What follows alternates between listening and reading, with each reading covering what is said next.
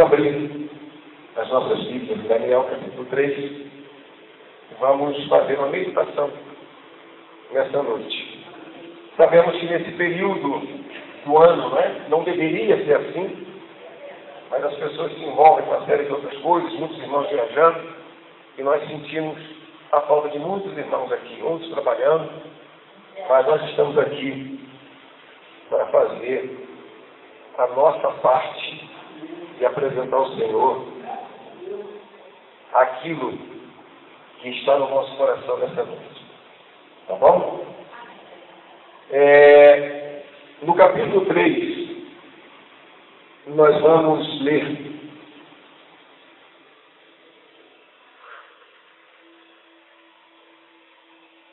o versículo 1 e depois o versículo 24. Posso ler? O rei Nabucodonosor fez uma estátua de ouro, a altura da qual era de 60 côvados, e a sua largura de 6 côvados. Levantou-a no campo de Dura, na província de Babilônia. 24. Então o rei Nabucodonosor se espantou e se levantou depressa. Falou, disse aos seus capitães: lançamos nós 3 homens atados dentro do fogo. Ele fez uma pergunta. Lançamos nós 3 homens atados dentro do fogo. Responderam e disseram ao rei: é verdade, ó rei. Eu quero nessa passagem só fazer uma reflexão com os irmãos. Nós somos poucos, mas somos muitos no Senhor. Do papel social do cristão. Nesse momento que a gente está atravessando, principalmente finalzinho de ano, início de outro ano, as pessoas, a maioria das pessoas, fazem uma série de projeções, para o ano vindouro, fazem uma série de planos para o próximo ano. É isso errado? Isso não é errado. Mas desde o momento que a gente colocar o Senhor na frente dos nossos planos.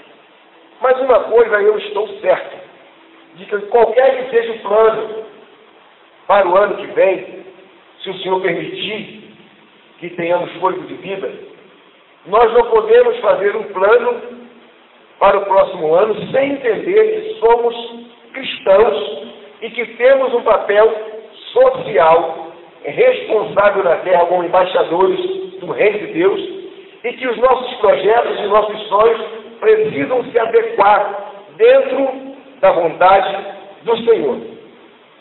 Nós não podemos dizer que vamos a qualquer lugar por nossa vontade. A palavra fala isso. Nós não podemos dizer que vamos aqui ou acolá. O correto é dizer assim: se o Senhor quiser, se essa for a vontade do Senhor, faremos assim ou assim. Por que eu estou dizendo isso? Eu li essa passagem e estou dizendo isso. Esses rapazes, eles estavam no lugar errado, na hora certa. Como é que funciona isso? Como é que é isso? Eles não pediram para estar ali, não queriam estar ali, foram levados cativos para lá, contra a vontade deles, eram garotos ainda, eram jovens ainda. A historiografia bíblica regula a idade deles na faixa de 13, 14 a 16 anos. Diz que Daniel, nessa época, devia estar com 14 anos de idade. E já estava lá na província. Já estava servindo longe de casa.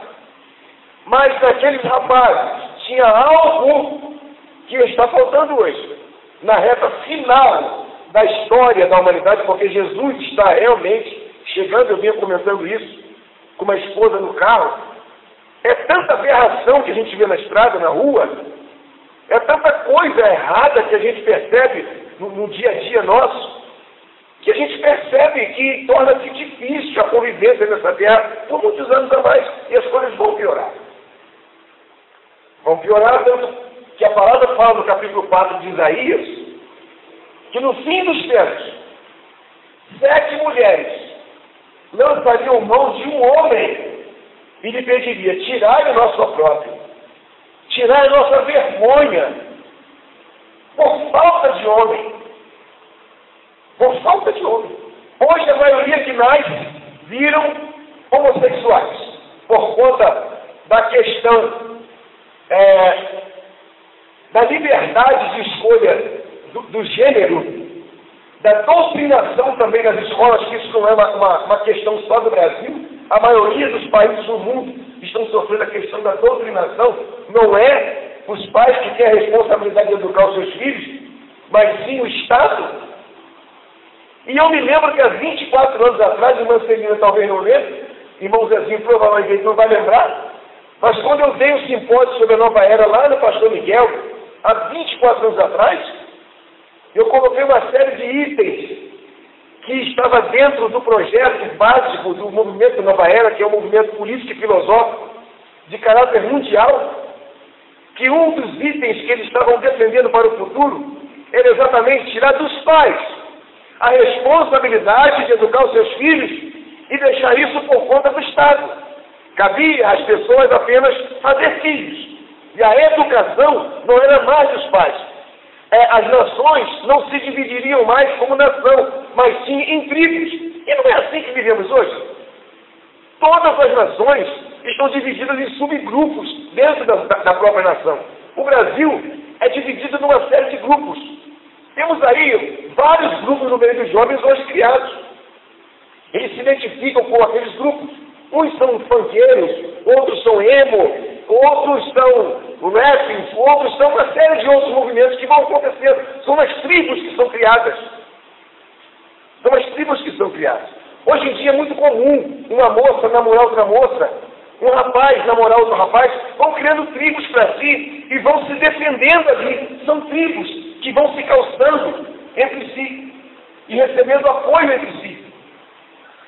Mas, Daniel, você leu sobre Sadraque, Mesaque e Abednego lá no campo de Dura, diante de uma estátua. E o que você quer falar com isso nessa noite para nós? Eu quero dizer com isso que essa estátua de Nabucodonosor, simbolicamente, ela está erguida no mundo. Essa estátua simboliza esse sistema de coisas que está aí fora e que as pessoas estão sendo impelidas, obrigadas, espiritualmente falando, a obedecer, a se curvar diante dessas coisas, e não se dão conta disso, não percebem isso. Mas aqueles 3 moços, provavelmente, receberam de seus pais, dos sacerdotes também, dos profetas também, ensinamentos que foram suficientes para mantê-los longe de casa. Hoje em dia, criar um filho na comunidade que nós moramos já é difícil. Criar um filho no bairro que nós moramos é um desafio. Manter um filho com a sua educação na rua que você mora hoje, nesse mundo que estamos atravessando, é um desafio. Você tem que vigiar o seu filho 24 horas por dia. Você não sabe o que é que o coleguinha dele faz. Você não sabe como é a vida do coleguinha no contexto familiar. Porque hoje está tudo muito moderno. Nas comunidades hoje no Rio de Janeiro, nas tribos, nós temos centenas de tribos espalhadas no Rio, são comunidades aqui, outra ali, e assim vai.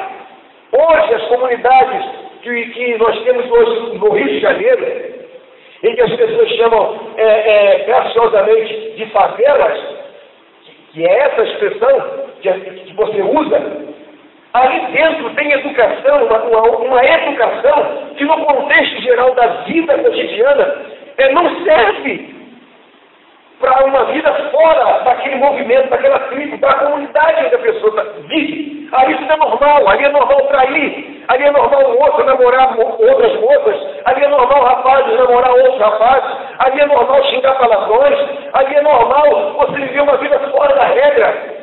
É normal isso.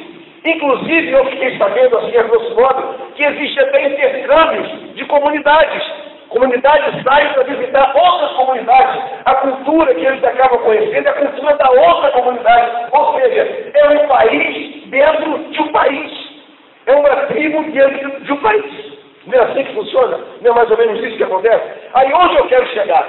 3 meninos, 3 adolescentes, 3 jovens rapazes, longe de casa, diante de um desafio. Os pais de Sadraque, os pais de Mesaque Os pais de Abed-nego não estavam com eles no dia que a estátua foi erguida e no dia que foi dada a sentença para que todas as pessoas daquela província se curvassem àquela estátua de Nabucodonosor. Os pais não estavam lá para dizer: menino, não faz isso. Por favor, não se curva. Os pais não estavam lá. Veja que educação eles receberam.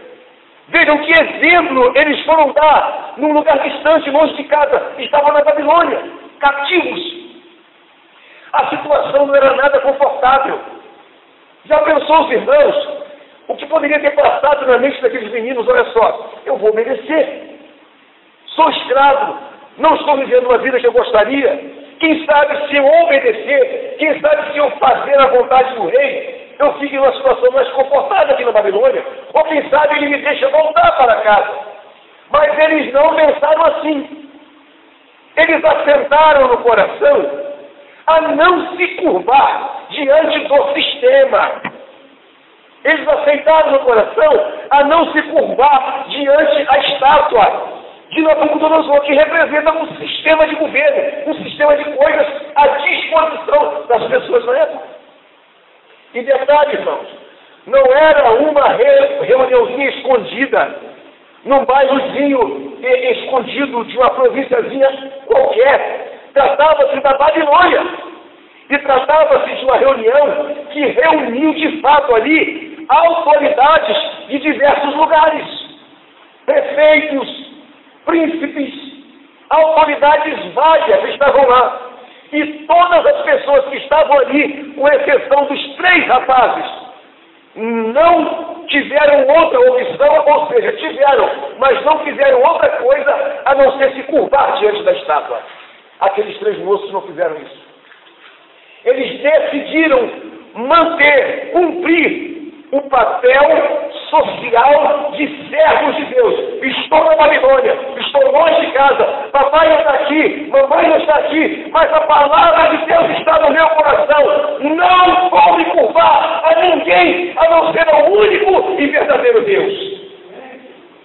E quantas vezes, até dentro da nossa casa, diante de um desafio, nós cedemos, nós não nos lembramos que somos cristãos, que temos o compromisso da palavra. Eu que o diga, volta e meia me pego no contrapé de estar cedendo a um ataque de Satanás.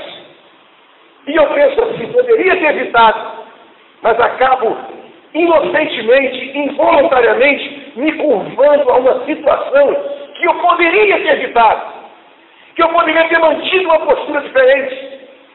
Volta e meia nos colocamos assim. Quantos de nós, no dia a dia, na correria do nosso dia a dia, nos deparamos com situações que poderíamos fazer diferente e não fazemos?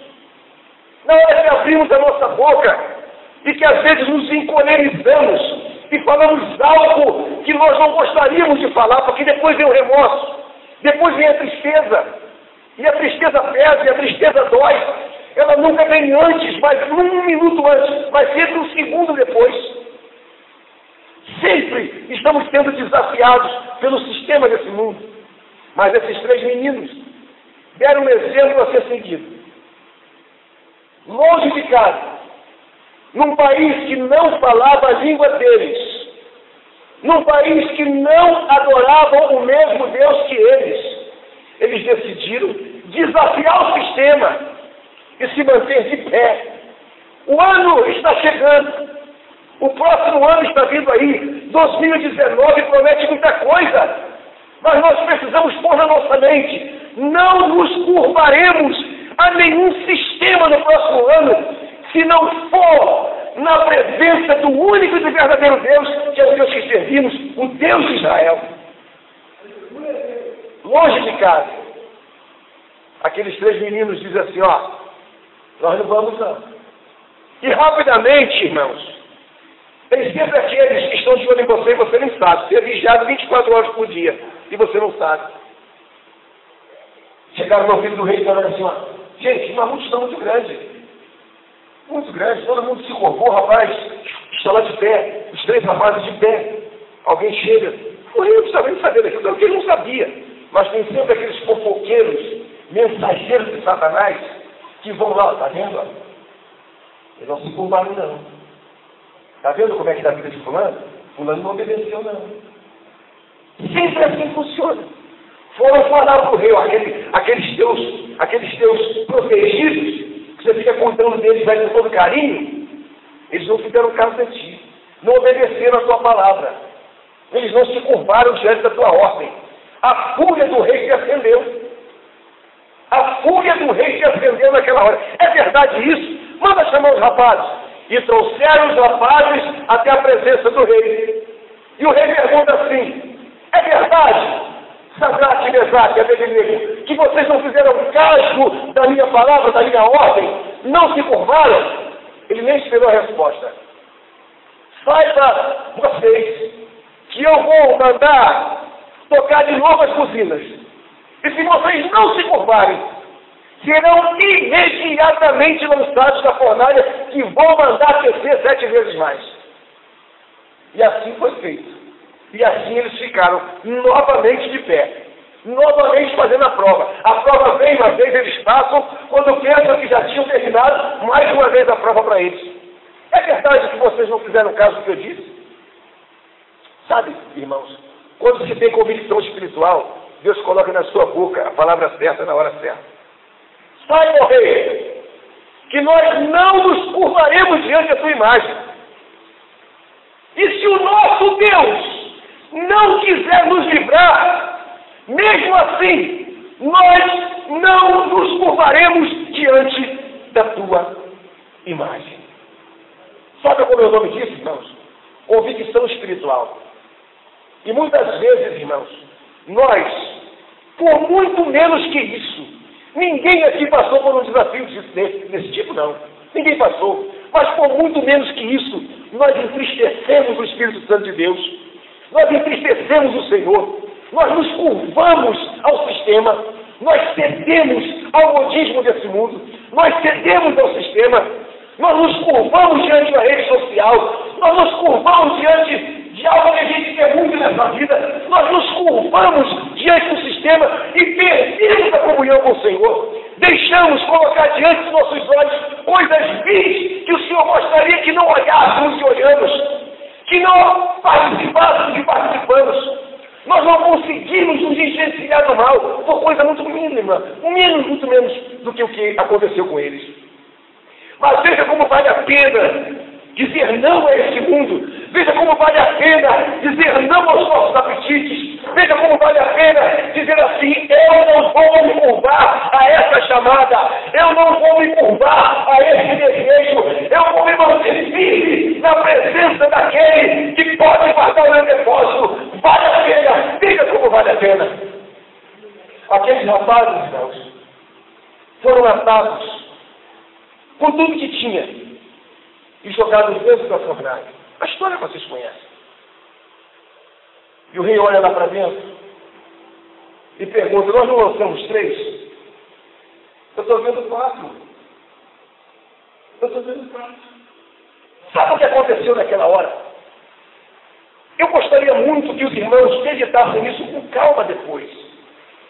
No domingo nós falamos sobre o poder ilimitado de Jesus. O Evangelho de Mateus, no capítulo 28, diz que ele Senhor, falando, é dado todo o poder no céu e na terra.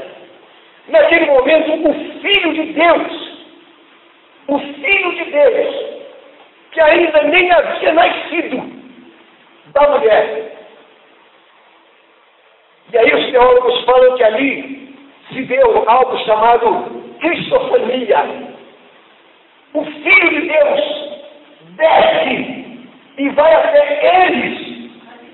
Não os livrou de dentro do fogo.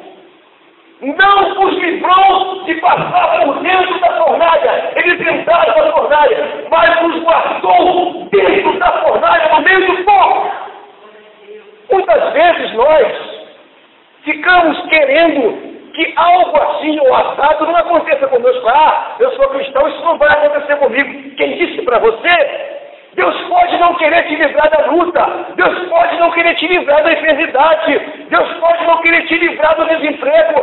Mas Deus quer e vai passar com você dentro do desemprego, com a enfermidade, com o problema. Ele vai passar com você e está vitória.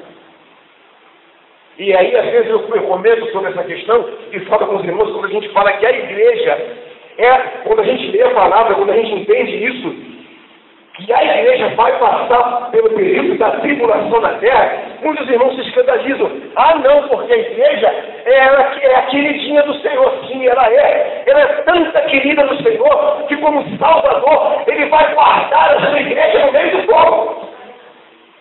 Ele não vai livrar a igreja do fogo. Ele vai guardar a igreja dentro do fogo, assim como Ele fez com Sadraque, Mesaque e Abednego.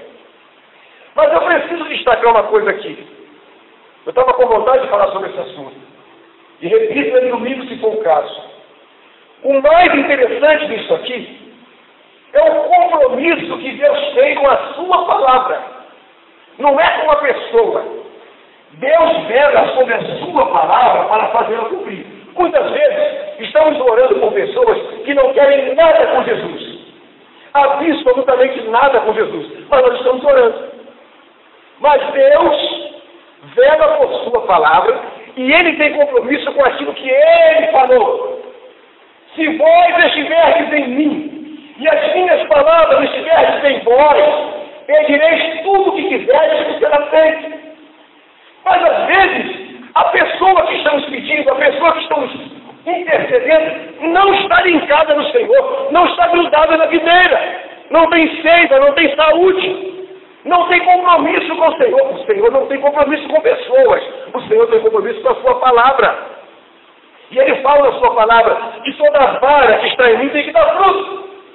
E aquela que não dá fruto, corta. Então esses rapazes aqui estavam longe de casa dando fruto. Eles estavam longe de casa defendendo a causa do Senhor. Eles estavam longe de casa dando testemunho de Deus. Dando testemunho da fé. Então Deus tem compromisso com a sua palavra. Os meus servos estão fiéis na sua palavra. Eu os guardarei. Apocalipse 3:10. Porque guardastes a minha palavra. Eu te guardarei nas tribulações que há de vir sobre toda a carne. Os rapazes guardaram a palavra e Deus os guardou da fornalha. É assim que funciona. Eu me lembro de uma certa vez, minha mãe orando muito pelo meu irmão mais velho, muito. E parece que quanto mais minha mãe orava, pior meu irmão ficava.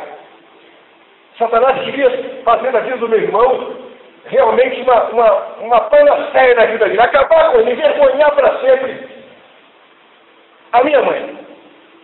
E um dia orando, me lembro disso como tivesse acontecido agora há pouco. Orando, o Senhor toma ela mesmo e profecia e fala assim: minha serva, sabe por que eu ainda não tratei com ele? Porque tu me pede misericórdia. Para de pedir misericórdia por ele, que eu vou tratar com ele. Minha mãe falou: a partir de agora, eu não oro mais. Senhor, faça segundo a sua vontade. No mesmo dia, 2h da manhã, meu telefone toca. Lá do Hospital Geral de Bom Sucesso. Ele andava com o meu telefone no bolso, número de telefone. Sou Daniel? Pois não. É que nós estamos aqui com o seu Sebastião. O bolso dele diz que, o papel que eu achei no bolso diz que ele é seu irmão. Ele está em coma, não consegue falar. Eu estou ligando. Você pode dar um pulo aqui. Eu fiquei pensando que era trote, que aquilo não era verdade, que era alguém querendo me assaltar, alguma coisa assim, né? Mas eu já sabia que a criatura era complicada. Liguei para a casa dele, não está em casa, não. Não está em casa, não falei o que era. Aconteceu alguma coisa, né? Eu falei: não, só que eu estou aqui acordado, eu preciso falar com ele. Eu não disse o que está acontecendo. Peguei o carro e saí. Cheguei lá, no Hospital Geral de Bom Sucesso. Está meu irmão em cima de uma maca na recepção. Inchado, totalmente inchado. Ruim, você não consegue imaginar o estado que estava meu irmão. Os pés aqui praticamente virados para trás, que até hoje ele tem uma marca profunda na canela, porque foi lá dentro no osso, quebrou, machucou aquilo ali de forma de osso, só fazendo enxerto no lugar. Hoje tem essa falha até hoje na perna. Está lá, só deixando marcado, para ele nunca mais esquecer. E ali ele ficou alguns dias em coma. Quando ele saiu daquele coma, ele nunca mais desejou voltar para a vida que estava. Aí não estou dizendo que foi no inferno, que viu o inferno e que viu o lugar para onde ele ia. Deus tratou com ele de uma maneira que, apesar das lutas e dificuldades, está aí até hoje promovendo encontro de casais. Sabe por que eu estou falando isso? Deus só tem compromisso com a sua palavra. Aquele que se aproxima de Deus tem que crer que ele existe. E que ele é galardão daqueles que buscam, que se consagram, que se separam do Senhor. Com toda a fragilidade ele está caminhando. Mas o Senhor fez do jeito que disse que faria. E às vezes nós estamos clamando por pessoas que não querem saber de coisa alguma. E Deus vai tratar dessas pessoas. Nós impedimos o tratar de Deus. Esses rapazes tinham compromisso com Deus. Esses rapazes, Deus tinha compromisso com a palavra dele na vida deles. Irmãos, quando nós nos colocamos à disposição do Senhor, onde você chega, você faz a diferença. Onde você chega? Com toda a fragilidade, com toda a fraqueza, onde você chega, você faz a diferença. O comportamento daqueles 3 moços mudou a história de uma província toda. Porque quando o rei olha lá para dentro e vê que tem 4, pede para eles saírem, eles saem e chegam para o lado de fora. Ilesos, roupa não foi queimada, não teve seus cabelos chamuscados, nada, perfeito, não tinha cheiro de queimado. O Senhor Jesus guardou os rapazes. O rei, que lá atrás falou assim, eu quero ver o Deus que vai livrar vocês. Naquela hora ele fala assim, a partir de hoje, qualquer um que blasfemar contra o Deus que Sadraque, Mesaque e Abednego será lançado na fornalha de fogo ardente. Eu quero dizer com isso, irmãos, que vale a pena guardar a palavra do Senhor. Que vale a pena ser fiel ao Senhor. Porque através da nossa fidelidade, através do nosso testemunho, Deus pode salvar uma província, Deus pode mudar a história, Deus pode e muda a vida de pessoas através de um comportamento meu. Mas se eu sou um camarada lixoso, se eu sou um vizinho ruim, se eu vivo mal com todo mundo, se eu não me dou bem com ninguém, que tipo de postura, de comportamento eu estou passando como cristão para aqueles que me veem, longe de casa ou perto de casa? Deus tem compromisso com a palavra dele. Se eu me separar, se eu me consagrar, Deus vai honrar a minha fidelidade, a minha fé. É assim que aconteceu com esses meninos. Foi assim que aconteceu com eles. A palavra de Deus é viva e eficaz. Às vezes a gente lê esse texto e lê outras vezes e não pensa na realidade que é isso. Não foi uma coisa qualquer. Não pensa vocês que foi uma reuniãozinha qualquer. Pensa em todo esse mover que o Brasil passou agora, com a eleição de Bolsonaro. O Brasil parou para isso, o mundo parou para assistir. Foi algo assim. Imagina ali em Brasília, na posse do presidente. Na posse do presidente. Ele dá uma ordem lá, e alguém no meio ali, no dia da posse, resolve fazer diferente. Ou eu quero que em determinado momento todos façam assim, assim, assim.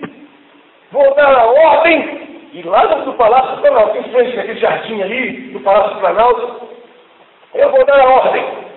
E a hora que eu terminar, que eu der o sinal, eu quero que todos façam dessa forma. E aparecem 3 pessoas lá, eu, o Éder e Daiane, e resolvemos fazer diferente daquilo que o presidente pediu. O mundo todo olhando aquilo ali. Mas por que vocês 3 não estão fazendo assim? Porque nós não temos nada com isso.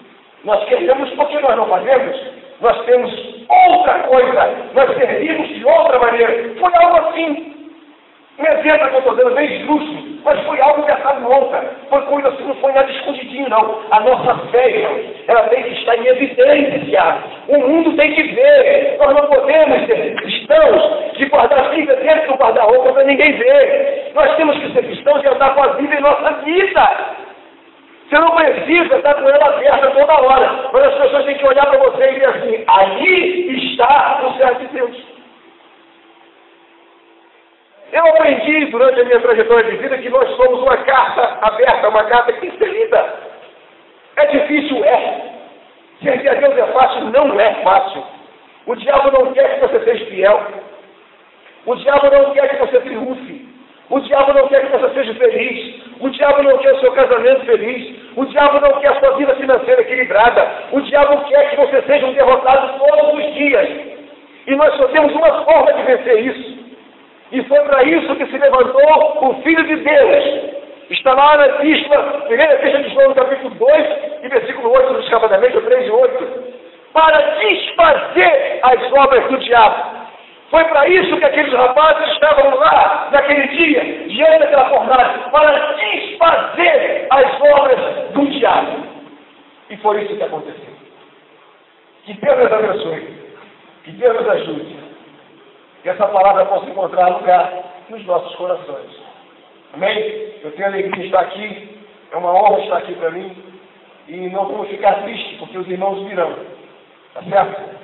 Nós vamos continuar o nosso papel social de cristãos, fazendo a obra.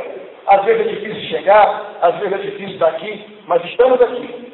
Né? Lutas e lutas e lutas, mas estamos aqui e vamos sobrepujar as dificuldades.